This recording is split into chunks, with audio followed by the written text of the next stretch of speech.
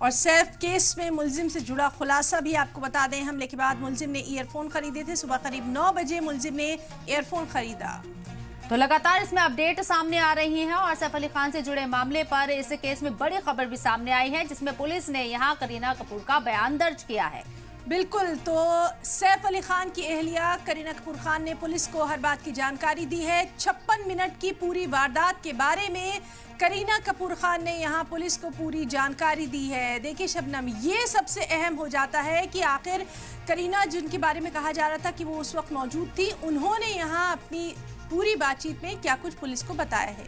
बिल्कुल, और पुलिस उसी के आधार पर आगे इन्वेस्टिगेशन करेगी। घर के एक एक मेंबर से, जो लोग उस वक्त घर में मौजूद थे, जिस वक्त ये पूरा अटैक हुआ, ये पूरी वारदात हुई, उनसे पूछताछ कर रही है। और जिस तरीके से यहाँ पर सैफ अली खान के घर में जो मेट है, जो सर्वेंट है, उनसे भी एक एक करके उनके बयान दर्ज किए जा रही हैं।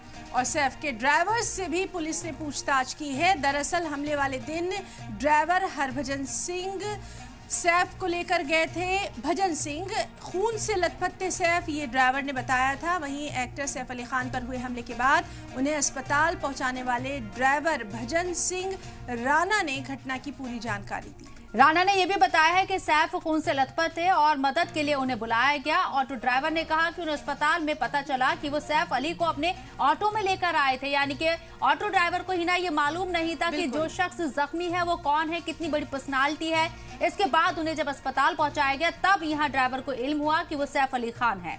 बिल्कुल शबनम, और आज इसीलिए पुलिस ने उन ड्राइवर से भी इस बात की पूछताछ की है। ड्राइवर ने जिस तरह से लगातार कई अहम खुलासे किए हैं, तो इस केस को हल करने में पुलिस को मदद मिलेगी।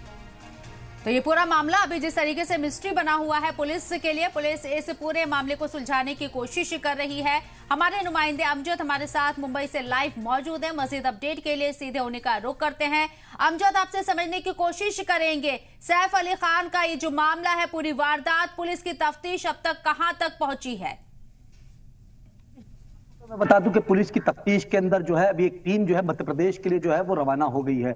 और जो आरोपी के सीसीटीवी फुटेज जो लगातार सामने आ रहे हैं, फुटेज जो है वो 1 से 2 दिन पुराना फुटेज है। वो लगातार सीसीटीवी जो फुटेज है मुंबई पुलिस की तरफ से जो खंगाला जा रहा है, हालांकि वो सारे सीसीटीवी फुटेज जो है आरोपी के जो है वो मुंबई पुलिस की तरफ से या सूत्र के हवाले से जो है तमाम चीजें जो है वो सामने निकल के तो आ रही है।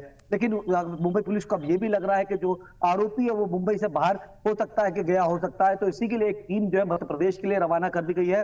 मुंबई क्राइम ब्रांच और मुंबई पुलिस की जो टीम है लगातार तफ्तीश करती हुई नजर आ रही है।